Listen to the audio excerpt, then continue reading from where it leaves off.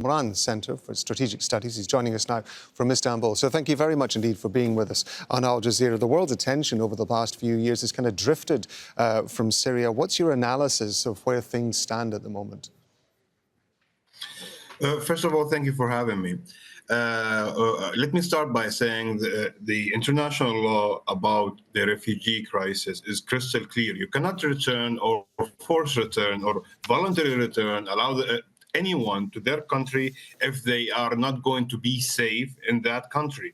And most of the refugees comes from area are controlled now by the regime, and most of their land either is destroyed or there is like different now concept of control in Syria.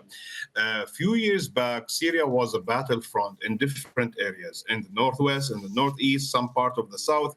Now we are upon a new era. There is a ceasefire in different front, but that didn't create a stable security situation or environment. No, it created more security problem.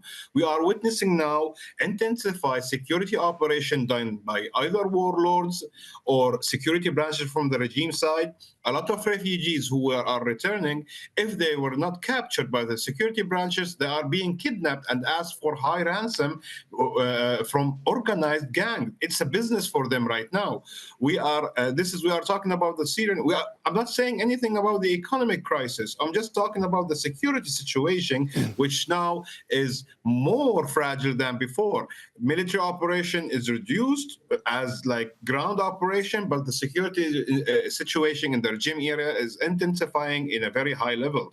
In the opposition area, northwest, we do see now intensified attacks from the regime side, either by missile, artillery, and recently by weaponized drones. So the area is also facing new wave of internal IDPs from the southern Idlib to the north, which is creating yet another problem.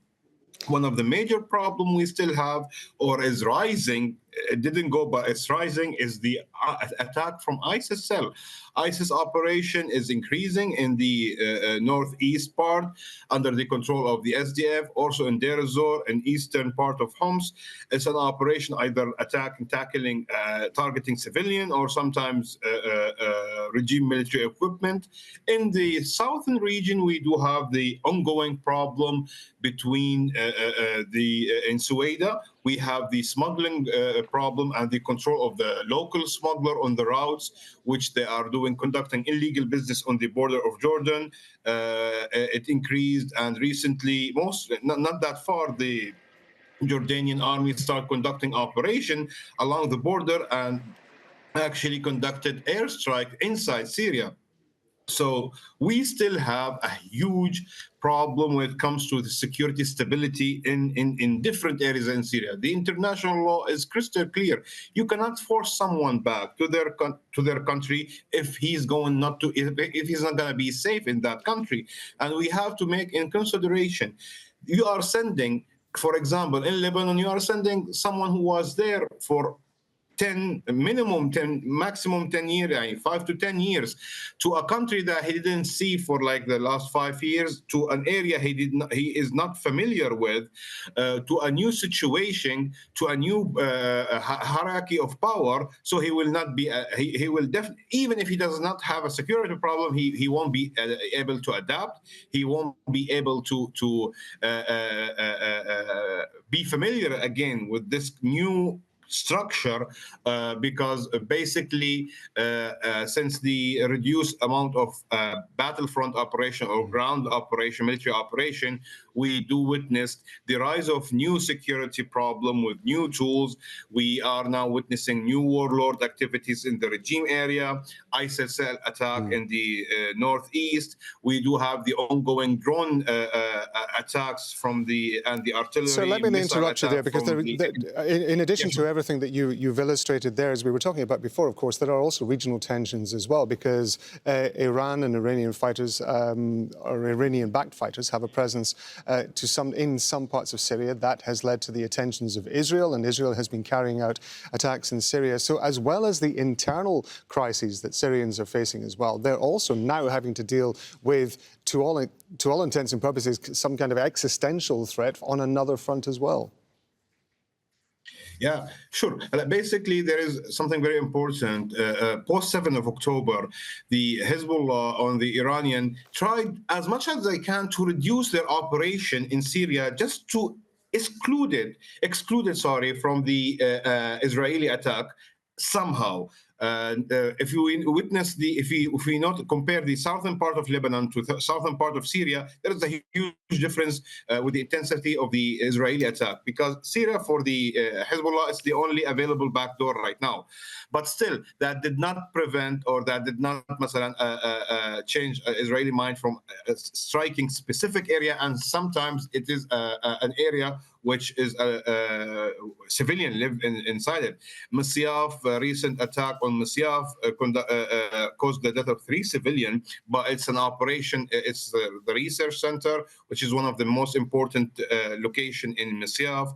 It is under the control of the Iranian and Hezbollah. So basically, the presence of the Iranian and Hezbollah and parallel with the ongoing ongoing operation in southern Lebanon, yes, somehow increased the intensity of the Israeli strike. But the Israeli strategy in Syria is more surgical than precautionist. In Hezbollah, we are witnessing surgical and precautionist strikes.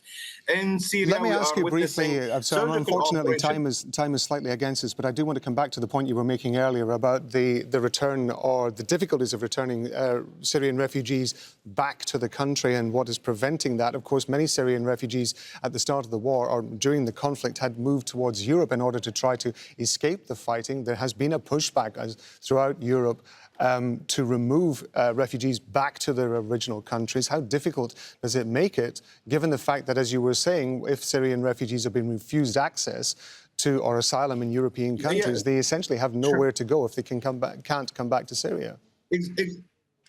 Adding to that, before any European country start thinking about sending refugees, we need to understand, do they acknowledge the regime government as the authority? In case they do, is he actually the actual authority in the ground? Is he the one who's on control on the security branches? What about warlord? What about different proxies? We have more than 60 militia operating in Syria under the control either of Iran, Hezbollah, or we have now warlord, we have smugglers. So the first point, European countries need to understand they cannot send someone. This is basic law. They need to negotiate. They need to organize it with the government over there. But do they acknowledge the regime as the official government? Is he able to secure the safety of these and freedom of these refugees if they went back? Where they will live? Most of their country, most of their city, they come from destroyed cities right now. Where they will go? To the security branches, or either to be a very easy target for new upcoming kidnapping gang. We do know stories that some people actually were unfortunate to be sent back, and when they sent back, they were kidnapped and asked for like $3,000, $4,000, $5,000 ransom. This is a huge number in Syria. So Navvar, imagine Saban, going back is not only. Navvar, Saban, we appreciate you being with us, sir, on Al Jazeera. Thank you very much indeed for your time.